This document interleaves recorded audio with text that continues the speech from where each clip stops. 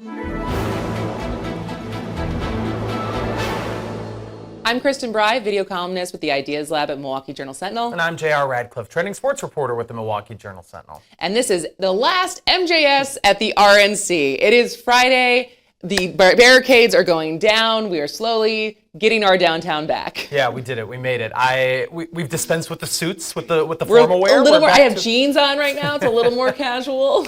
The finale, of course, was Donald Trump speaking on Thursday night at Pfizer Forum. It was interesting. Can you call it a finale? It was a little disappointing. It's like all the best songs were played before the encore at a rock concert. That was a little weird. I don't know. You were in the room, though. I want to know everything you heard. Yes, so I was in the room, and despite it being a very long week, I was very tired, but it felt the opportunity to be in the room. It's democracy. It's history being made. I was like, I am going to drink a lot of coffee, and we're going to stay. And the build-up between Hulk Hogan and Dana White and Kid Rock, and this build-up to then have the speech start it was very compelling because he was telling his experience of what happened on Saturday. And then it kept going. Yeah, 90 minutes. And kept going and kept going. And there was a point that I was thinking, I was like, am I just tired? Or is this boring? And you could tell that the energy in the room was a slow leak. A little bit, as far as people wanting to get excited, but there was not that speech was not a direct arrow, and it did not hit the bullseye. Yeah, and felt that way watching on TV too. It was a long speech, and at some point you just kind of start to check out. Now he did say some things about Wisconsin. Of course, he was very complimentary. He kept referring to Scott Walker as governor, which was a little interesting. That has not been the case since 2019. But there were some some kind words for Wisconsin. Here's what Donald Trump had to say. And a very special thank you to the extraordinary people of Milwaukee and the great state of... Oh, there they are. There they are. You are so easy to spot. And Green Bay's going to have a good team this year, right? They're going to have a good team. They're going to have a good team. Most of the audience doesn't like it, but it's true. You're going to have a very good team this year. And by the way, Wisconsin, we are spending over $250 million here, creating jobs and other economic development all over the place. So I hope you will remember this in November and give us your vote. I am trying to buy your vote. I'll be honest about that.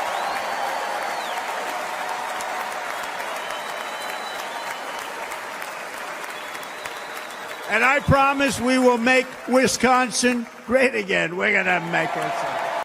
At one point, a chart made by Ron Johnson, we've written about that at jsonline.com. He referred to it as the chart that he was looking at during his speech in Pennsylvania that caused him to sort of turn his head and possibly avoid having the bullet hit a different part of him. So that got some interesting center stage play. But other than that, I mean, Melania was there. Melania was there. She broke a long tradition by not speaking, but she was there. She looked great.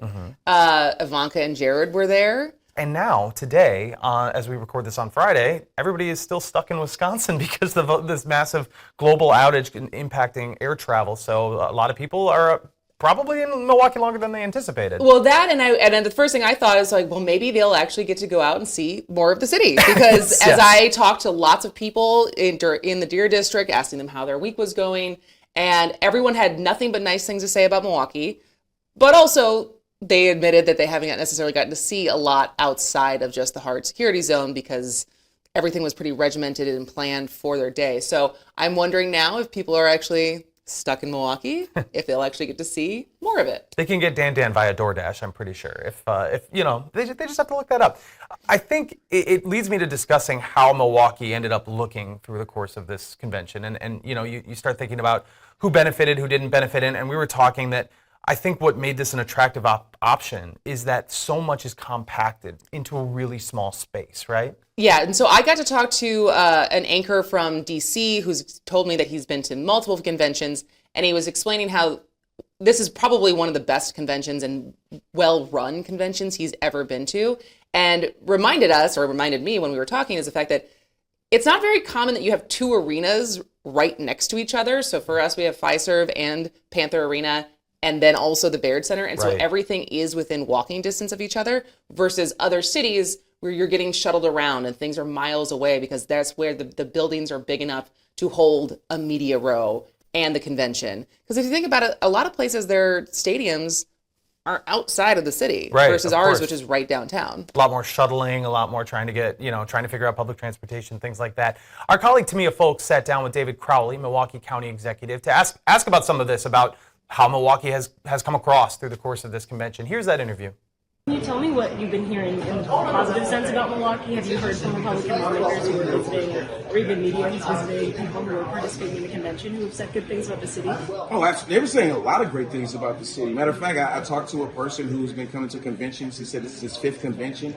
And I don't know if he was being biased and telling me, but he said this is the best convention that he's been at. And there were a lot of people who descended on Milwaukee for the very first time. And their first impression of this community was just mind-blowing to them. They didn't know that our beach was this beautiful. They didn't know that our hospitality level was off the charts. And so this is, again, a great opportunity to showcase this community. And I will say that, we have proven folks like Donald Trump wrong that we are not indeed a horrible city.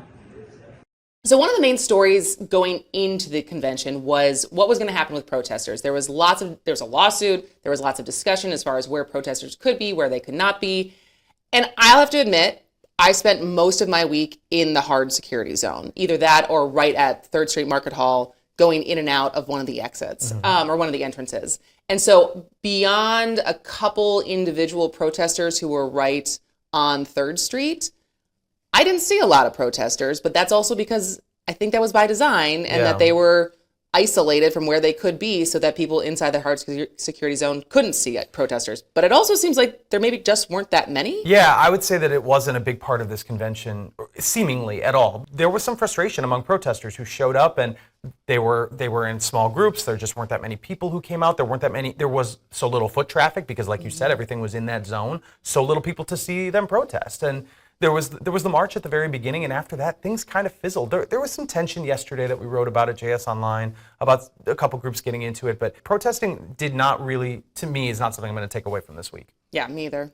Okay, so where do we go from here? Some of our colleagues at the Journal Sentinel talked to some Wisconsin Republican dignitaries, Ron Johnson and Tommy Thompson, asked them what they thought would be the next step for Donald Trump, if he should, where he would come back to the state of Wisconsin. Here's that video. Is there any specific areas in Wisconsin you would want to see Trump come to for his next rally in Wisconsin? I've told the president this, I've told the campaign, they ought to come in and do a rally right here in Milwaukee, kind of Bronx-like, obviously Milwaukee's a melting pot, and come here because President Trump wants to be and was the president for every American. He lifted everybody up. Under his administration, wages rose. Everybody got a tax cut. Until the COVID pandemic hit, until we had the COVID recession, it was an absolute record economy. So that's what we want to do again. And best place to do that would just come right here to Milwaukee, have a great audience, and I think he'd have a great reception. Elroy, Wisconsin. my hometown. Yeah. No, I want Trump to do, I want him to go into Madison and Milwaukee. I've been very successful in elections. I've been elected the governor 4 times. And there are 4 principles that I tell candidates what they have to do. Number 1, they have to show up here and be here. Number 2, you got to spend resources in Wisconsin. People want to see and hear the candidate. And number 3, you've got to have a clarion message, a message that people can understand and believe in. And number 4, you got to campaign in Madison and Milwaukee. These are the 4 principles. If a Republican candidate does that, they'll win the state of Wisconsin. So obviously, this is it for the RNC in Milwaukee. Next month, we will go 90 miles just south of us to go to Chicago for the DNC as the attention now shifts to the Democrats and what they will do. But one thing we already know as of this morning is that Vice President Kamala Harris is coming back to Wisconsin to campaign. That's right. Wisconsin, unquestionably still a battleground state.